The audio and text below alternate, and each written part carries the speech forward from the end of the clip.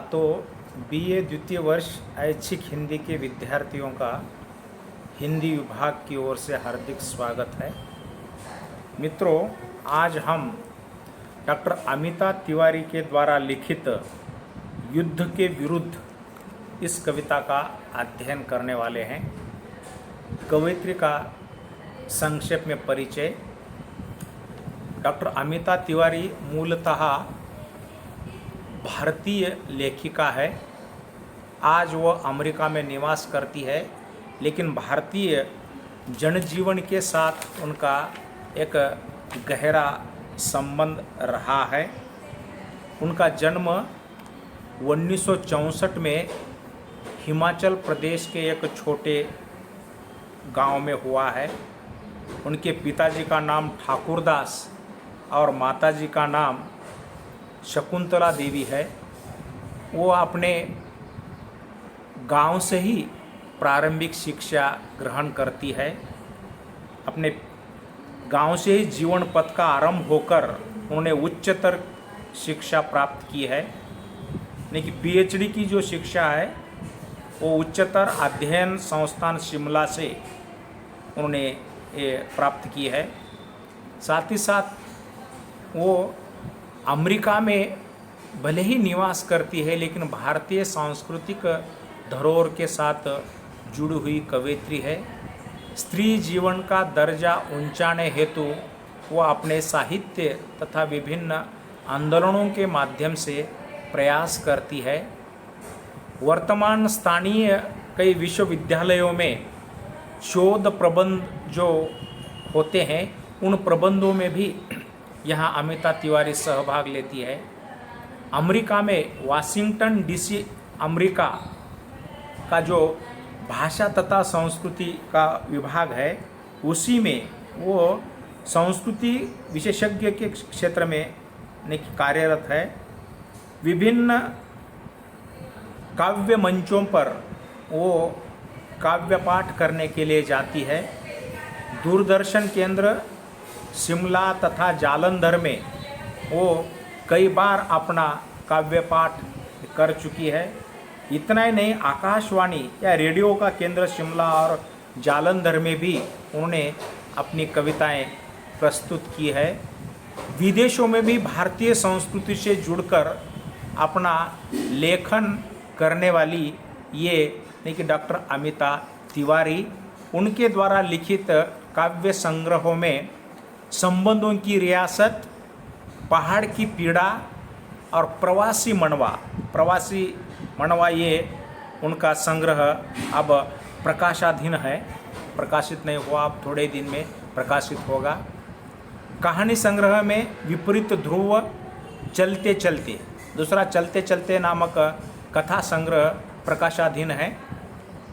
अब कई दिनों में वो भी प्रकाशित होगा।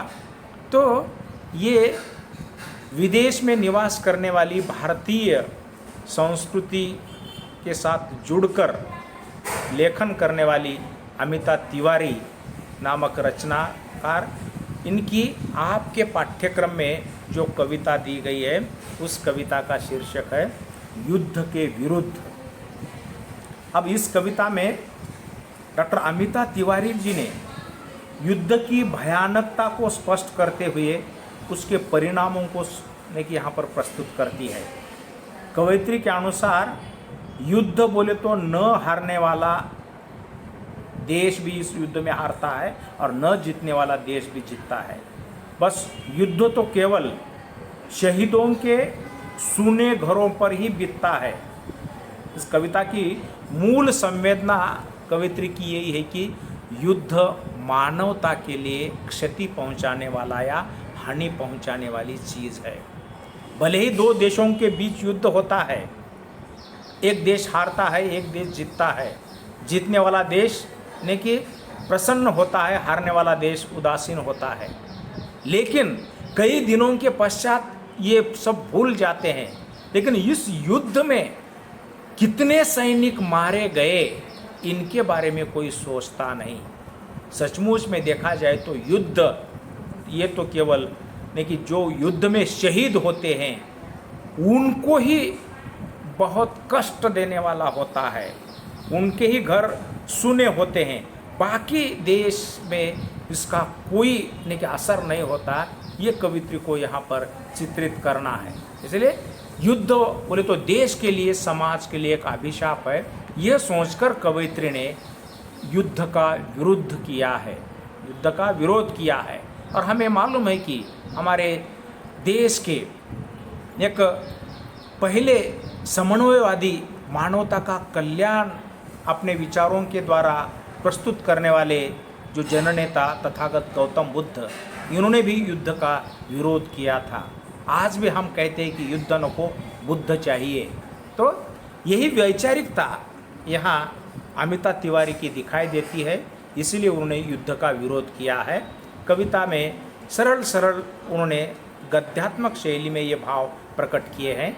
देखिए, जी हाँ, युद्ध के विरुद्ध हूँ मैं, इसलिए नहीं कि नहीं है देश से प्यार मुझे, अथवा कि अपनों के लिए मन नहीं डोलता है। मेरी धमनियों में भी रक्त है, वह भी खोलता है। अपनों की शहादत पर बहुत क्रोध जागता है। मन में जोश की सीमा की ओर भागता है, बदले की आग जलाती है। लेकिन एक बात यह भी समझ में आती है कि धरती जननी है, रक्त नहीं पचाती। कवित्री युद्ध का विरोध करते हुए कहते हैं कि मैं युद्ध का विरोध करती हूँ, तो इसका मतलब यह नहीं कि मुझे देश से प्यार नहीं। देश से तो नहीं कि कई 100 गुना प्यार मुझके मेरे अंतर्गत दिखाई देता है, क्योंकि मैं युद्ध के विरोधी हूँ। देश के प्रति नहीं कि मुझे भी समर्पित होने के लिए, देश का कल्याण हो, ये भावना मेरी है। इसलिए युद्ध का विरोध करते हैं, उसका अर्थ यह नहीं कि मुझे देश से प्यार नहीं, ऐसा वो कहती है। या अपनों के लिए मन में कोई खून नहीं खोलता, ऐसा है नहीं कि जो अपने हैं, देशवासी है, नहीं कि उन पर अत्याचार होता है तो मेरा खून खोल उठता है।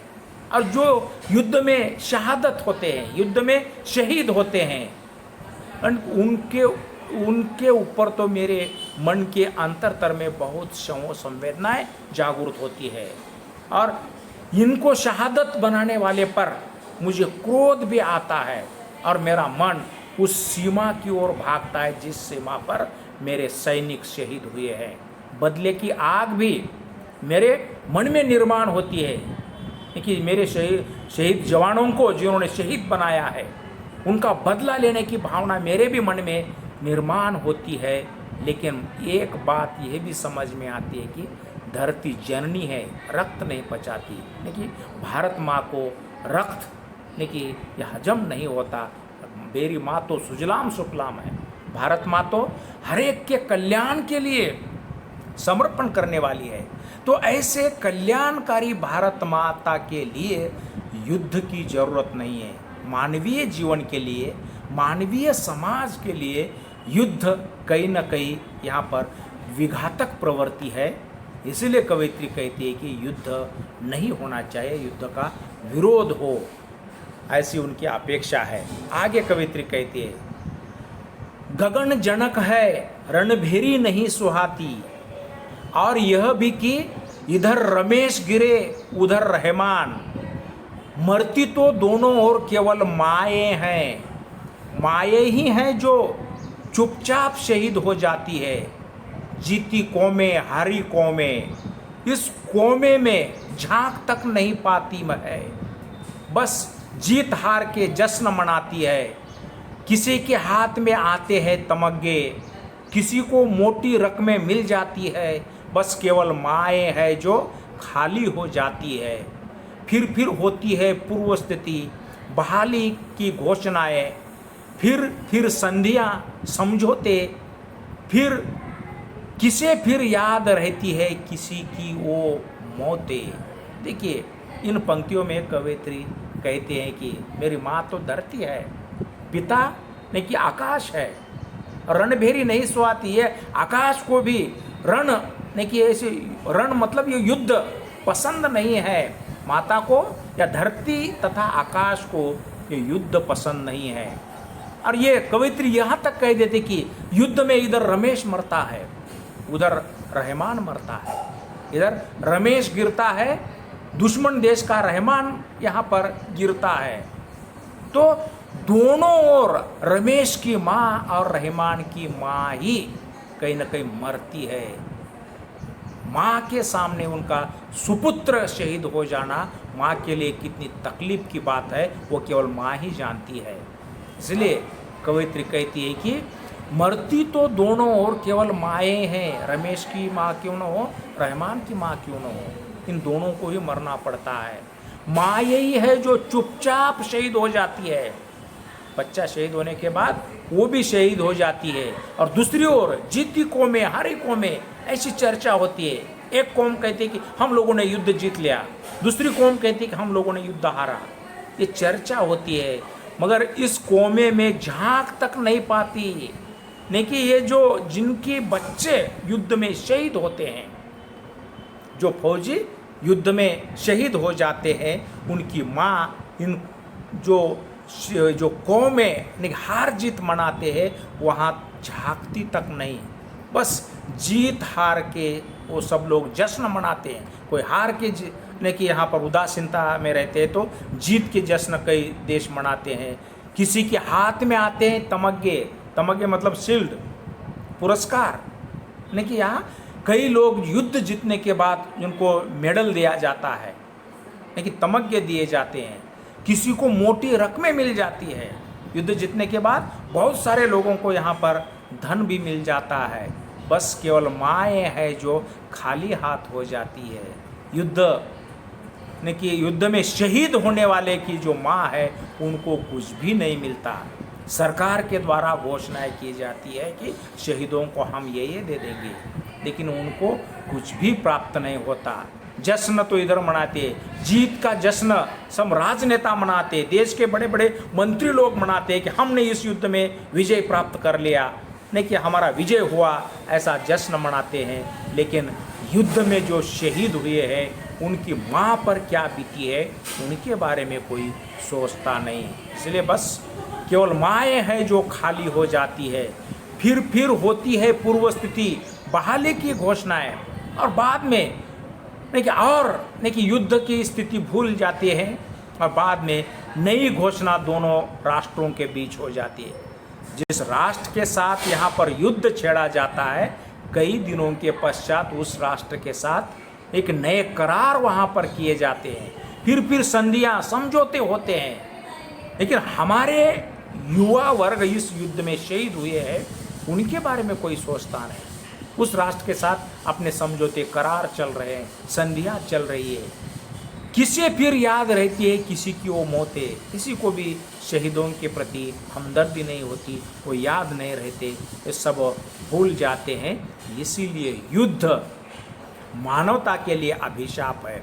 शहीदों को कहीं ना कहीं नहीं कि यहाँ उनकी धड़पन को, शहीदों के माता के कि जीवन को तबाह करने वाला ये युद्ध होता है। इसलिए ये युद्ध न हो, ऐसी कवित्री की भावना है। अंतिम पंक्तियों में कवित्री क्या कहती है देखिए। और सोचना यह भी बाकी कि युद्ध कौन करते हैं, कि युद्ध कौन कराते हैं। बिल्लियों की बाट में बंदर कहाँ से आते हैं। कौन है जो सारी रोटी ले जाते हैं। बिल्लियों के हाथ रित्ते क्यों हो जाते हैं।